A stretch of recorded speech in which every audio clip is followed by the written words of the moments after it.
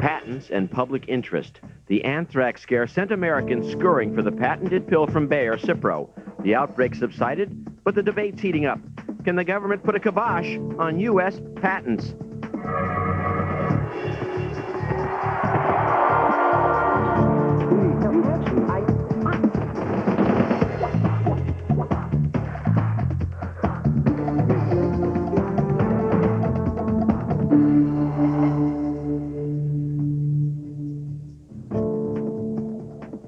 It swept the nation with fear just weeks after the September 11th terrorist attacks.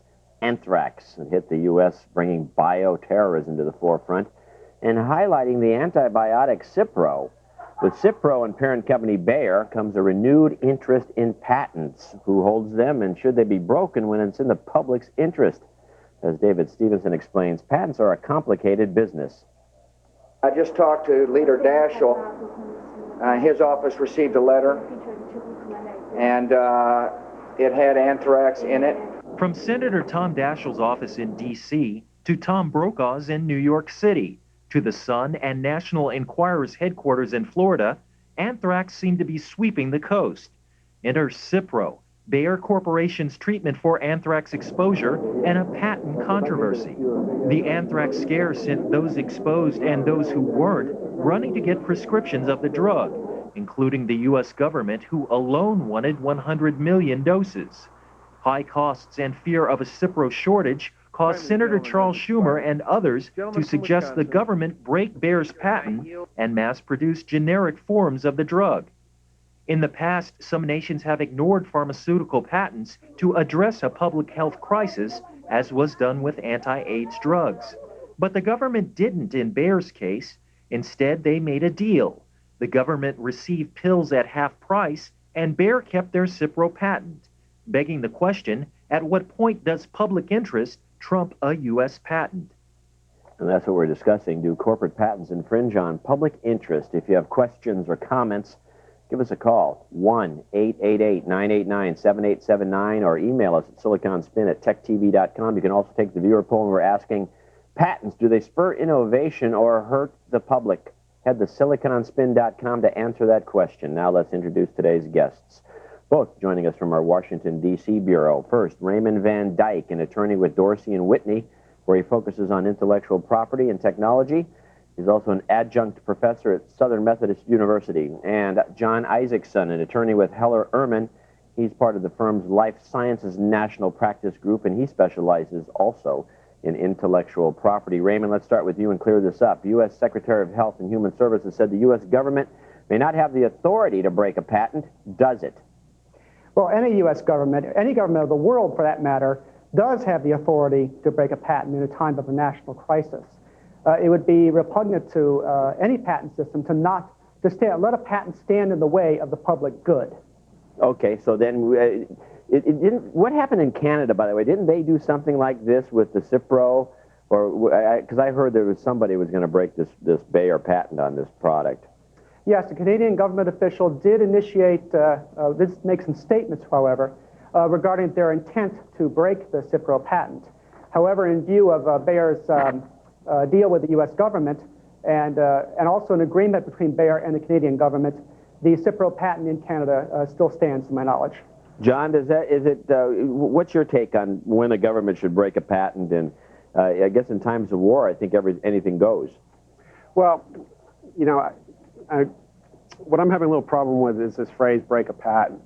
The government has no power to say, suddenly, Bayer, your patent no longer exists. What the U.S. government has is this power of eminent domain, where they can use the patent as considered an unlicensed use, and they have to provide just compensation to the patent holder for using it under the Fifth Amendment. So, yes, Bayer could not stop them from perhaps going out to manufacture Cipro, but Bayer would have to be compensated for that. What kind of compensation are we talking about? Is it anything close to what Bayer would make doing it themselves, if they could increase the capacity? The best way for it to have gotten the Cipro was the way that it actually transpired, because Bayer already had the manufacturing facilities to do it. If the government tried to set up generic facilities, it could never have been done as quickly or as inexpensively. So the system in this case worked. Had it gone to the courts, it would be up for the courts to consider what Bayer would have lost for Fifth Amendment purposes, and then Bayer would have been provided something along the lines of what would be considered a reasonable royalty. Raymond, has this happened any time in the past that you know of? Are there any other cases where the government has just decided to use a patent with or without payment? I am not acquainted with the U.S. government taking patents without payment. I have heard things about the Wright brothers and some of their patents, the U.S. government asking the Wright brothers to cooperate and in regard to their patents. As for the takings clause, the Fifth Amendment, the intellectual property rights, particularly patent rights, are covered under the Constitution and under the statutes. Particularly 28 U.S.C. Code Section 1498 explicitly provides that if the government does appropriate a patent, it must provide a reasonable and entire compensation for the use of that patent. And to me, reasonable, you know, like in Silicon Valley, they license stuff, cross-license things a lot. There's always amounts of pennies, you know, for this and pennies for that. I mean, it's never like a lot of money, but with the product that sells for $10 a pill, or I don't even know what Cipro was selling for, do you know? It was even more than that, I believe. It was an expensive product. Cipro was about $1.77, I think, was the initial price that Bayer was asking. And they ultimately have settled on about 97 cents. 97 cents per pill? Per pill. I wonder what the profit margin was. Let's take a break. Remember, we want to hear from you. If you have questions or comments, give us a call at 1-888-989-7879 or email us at siliconspin@techtv.com. You can also take the viewer poll. We're asking, do patents spur innovation or hurt the public? Head to siliconspin.com to answer that. We'll be right back in a moment.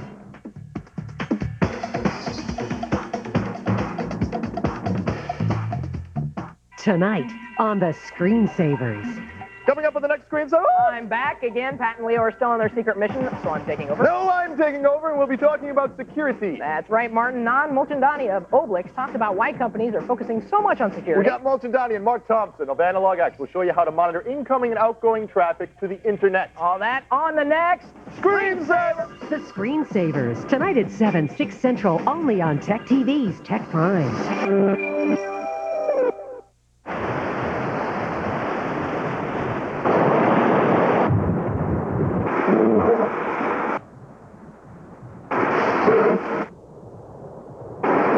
At Conoco, our speed and agility allow us to move freely in a competitive and constantly changing environment,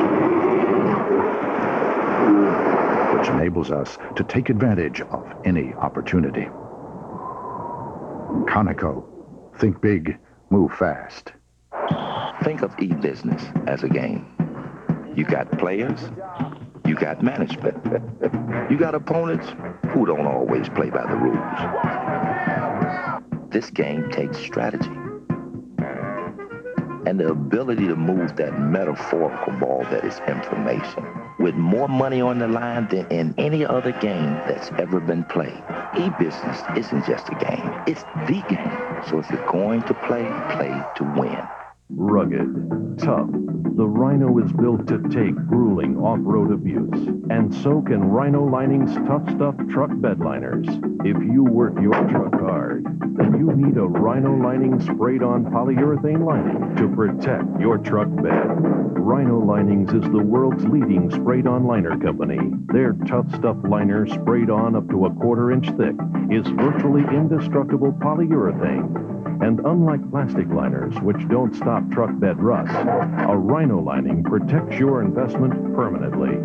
A Rhino Lining only takes a few hours to apply, and it's warranted by your dealer for as long as you own your truck. So if you want to protect your truck's value, get a Rhino Liner. Call or log on right now. We'll send you a free brochure, a sample of Tough Stuff, and give you the name of the Rhino Linings dealer nearest you. Call now. Right now. Bringing us closer. Making us stronger. Impacting our lives in remarkable ways. Tech TV, the new television network about technology.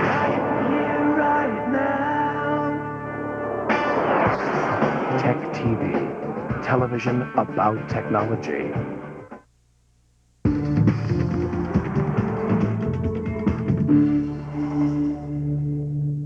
Welcome back. We're talking about patents versus the public interest.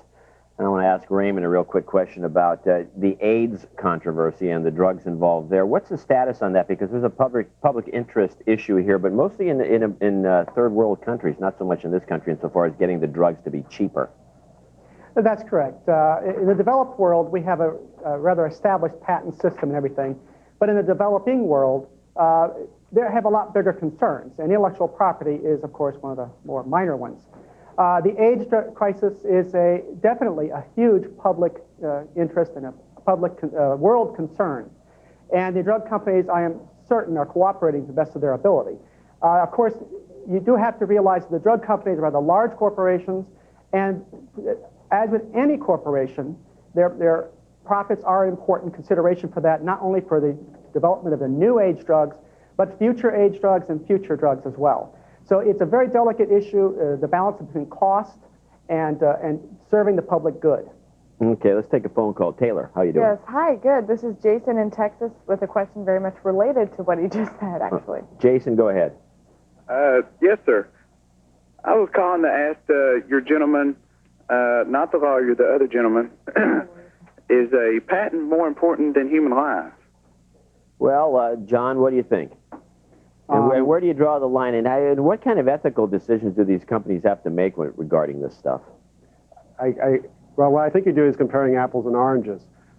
What you have patents which have allowed research to happen to bring drugs to fruition so that you could have the drug. Without an effective patent protection system, you wouldn't have the American pharmaceutical industry, which has brought all these drugs about. So, I mean, the basic premise of the question, I just think it's faulty. Again, it's essentially a false comparison. Why is it a false comparison? If you've got a pill that can save somebody's life, but the person can't afford it, what do? Let them die? You don't let them die, but there are other means. There's perhaps government funding. The pharmaceutical companies have compassionate use programs where they often provide the drugs at either reduced cost or free. What about the situation that's pretty common and prevalent in this country right now, where people are going to Canada or Mexico to buy the exact same drugs for maybe half the price or a third the price, and there seems to be discrepant pricing on a worldwide basis here by the drug companies, and some would call it exploitive. Well, that's where the pharmaceutical companies are in a catch-22. And if I could allude back to the earlier subject with certain developing countries, where the pharmaceutical companies have been pressed to provide drugs at lower cost. And then once they go and do that, there's other people who will perhaps demagogue the issue and say, well, you're providing these drugs at a lower cost to the other countries. Why are you charging United States citizens more? Well, I agree with that to some extent when it comes to like sending the drugs to Kenya or South Africa. But we're talking about Canada here. What, this is an impoverished country that can't afford the same prices that we pay? We're talking a discrepancy in price between Canadian and U.S. same drug. Canada is a country about 1/10 the size of the United States. It does not have a pharmaceutical industry like the United States has. It also has government price controls, so it will not develop a pharmaceutical industry like we have in the United States, nor could it ever, because again, it is only 1/10 the size of the U.S. So Raymond, because they're 1/10 the size, you're telling me that Canada can't, you agree with that Canada has no prayer of ever developing a pharmaceutical infrastructure, even though I don't think that really answered the question I was asking? I'm sure Canada, if they put their mind to it, can develop a pharmaceutical program. However, the problem there is, again, it's the respect for a patent system. And although every patent attorney, and I'm sure every pharmaceutical company, recognizes the value of human life, the United States is foremost in the world in its patent system. We have developed this patent system over the past 200 years. Many countries emulate us, and it has caused problems with the developing nations. But because of the patent system, that is why we have these great drugs. That is why pharmaceutical companies are here. That is why they are spending billions of dollars and hiring people and keeping a lot of Americans employed. For this very reason, we have intellectual property rights. We enforce intellectual property rights. Well, when you say all these other countries, don't they mostly emulate us because we pretty much are the policemen of this kind of intellectual property thing? I wouldn't say we're the policemen. I mean, we have a healthy respect for our European allies. And talking about these pharmaceutical companies, isn't Bayer German? Bayer is a German corporation, yes. And that was parent company. CPRO is a German patent. I'm not sure of the original derivation of it, but I wouldn't be surprised. Okay, let's take a break. When we come back, would breaking a patent hurt innovation? That's next.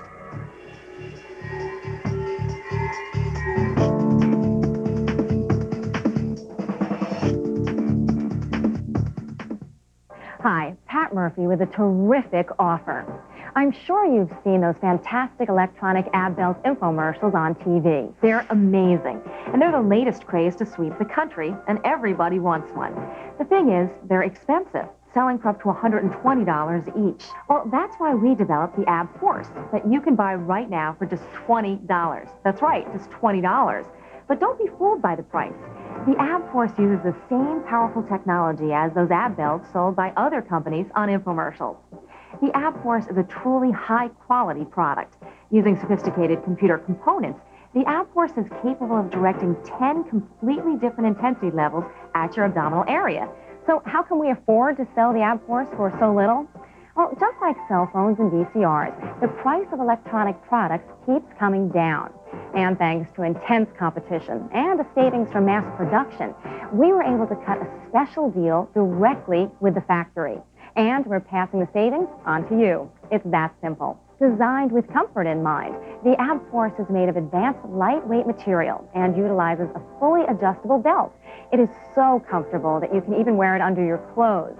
In fact, I'm wearing one right now, and it's working while I'm working. The Ab Force is high quality, powerful, comfortable, and best of all, it's just $20.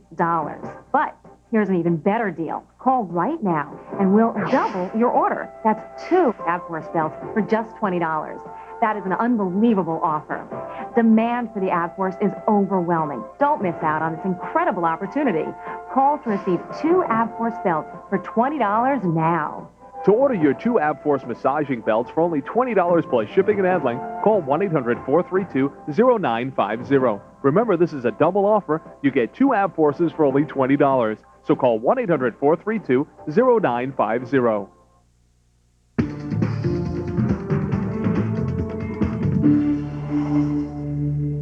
Welcome back. We're discussing intellectual property rights with patents. And at what point does public interest become more important? And without revenue generated from the patents, apparently less research money would be available. Raymond, do we have any evidence? You know, this is kind of the litany that we keep hearing about. You know, if they don't make money on each one of these patents, these drug companies won't be able to do any more development. Is there any examples of where that works? Because I mean, you hear these things, but I want to see, is there any proof out there besides theoretical? Okay, I'm sure that there is some concrete evidence out there. But prior to coming on this show, I talked with some of my clients and acquaintances in the biotech and the pharmaceutical industry. And of course, they are going to have a certain viewpoint. But I was astounded by some of the figures that they told me, that in the sense of it costs over $600 million to bring a drug to market. And that is just one drug, whether it is successful or not. So you have to have lots of drugs, and not all of them become successful. And it's only the blockbusters like a Cipro that helps pave the way for the remaining drugs. John, where's all the $600 million go? Is it all R&D, or is a lot of it just paperwork getting the drug through the FDA?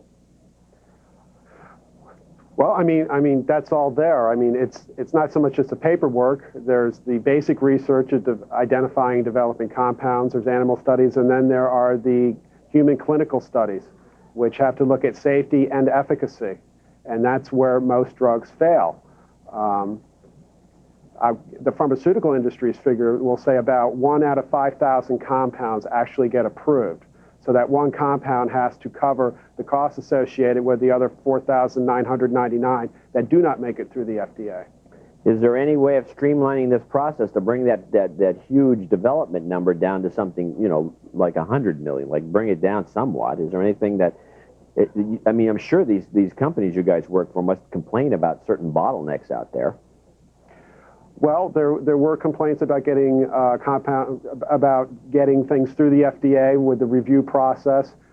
Congress did take steps for that by providing user fees paid for by the pharmaceutical companies to allow the FDA to hire more reviewers.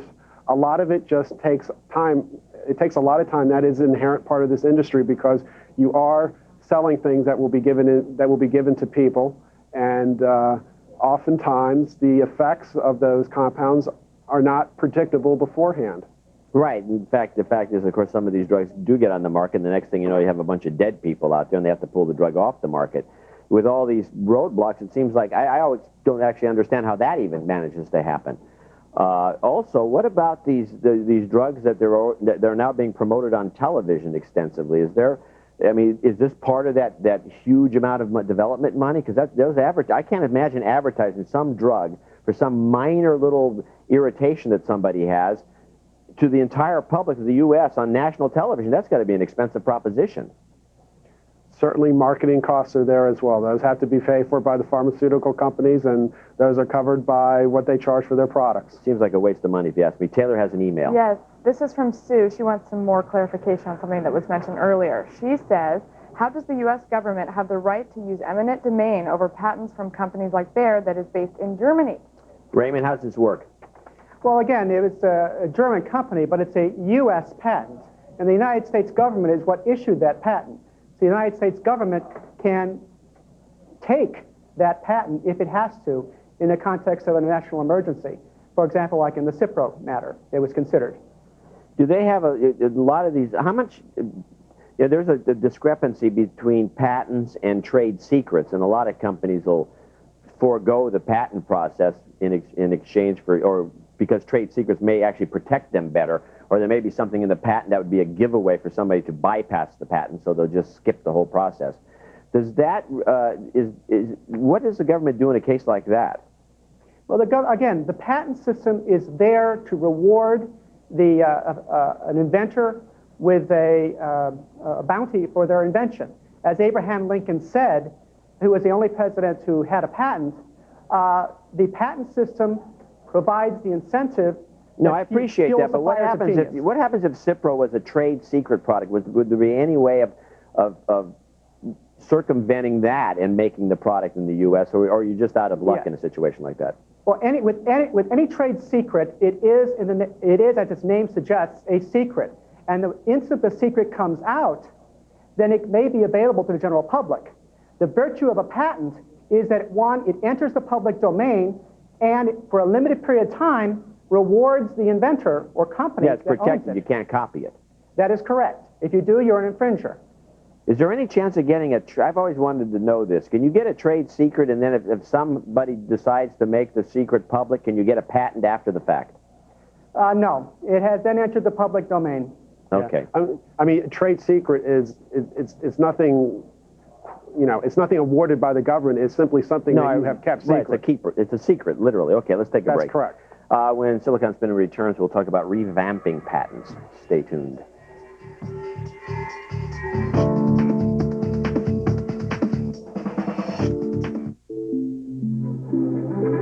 Your 401k. Time was, you never had to think about it. So when you changed jobs, you just assumed it was safe. Not so anymore. Roll over your 401k retirement savings to Morgan Stanley, and a financial advisor will guide you through a unique review process to help ensure that when you need your nest egg, it will still be there. What's up, Mr. Foster? I go in for a PC, I come out with a migraine. You ask for this, all they have is that. Makes your head spin. Well, your computer quandary is easily solved by the folks at Dell. Just call or go online. They'll help you figure it out, so you know what you're getting and what you're getting it for. So none of this? Nope, just the perfect PC for you at the right price for you. Oh, I'm feeling better already. Good. Steven, isn't this your father's car? No. Right now, a complete Dimension desktop with an Intel Pentium 4 processor delivering performance where you need it most is just $7.99. There's great deals on notebooks, too. And why wait? Because for a limited time, you can get a free CD burner upgrade. You're going to say it, aren't you? Oh, he knows. Easy to buy, easy to own, easy as Dell. Dell PCs use Intel Pentium 4 processors. Coming up back. Now you can enjoy fresh vegetables and beautiful flowers without all the back-breaking work. Just call for our free Troy-Bilt Great Gardens catalog with exciting information on the Troy-Bilt Bronco and our full line of tillers. The amazing Troy-Bilt Bronco works rich organic matter into your soil for magnificent gardens and delicious vegetables. And Troy-Bilt tillers are built to last with cast iron and bronze gear-driven transmissions. No wonder we offer a limited lifetime warranty. And now for a limited time, get free financing, free shipping, and a free bumper attachment on select hardworking Troy-Bilt tillers. Learn more about the rugged Troy-Bilt Bronco. Call for our free Troy-Bilt Great Gardens catalog, loaded with gardening tips and expert advice. For details on the entire line of Troy-Bilt tillers, call toll-free 1-800-720-1900 or log on to www.troybilt.com for 24-hour ordering. Coming up on Tech TV, see what the future holds on tomorrow's world. Then, stay tuned for Tech Live. Hey, I'm Dan Miller from Upper Sandusky, Ohio, and I watch Tech TV. TV.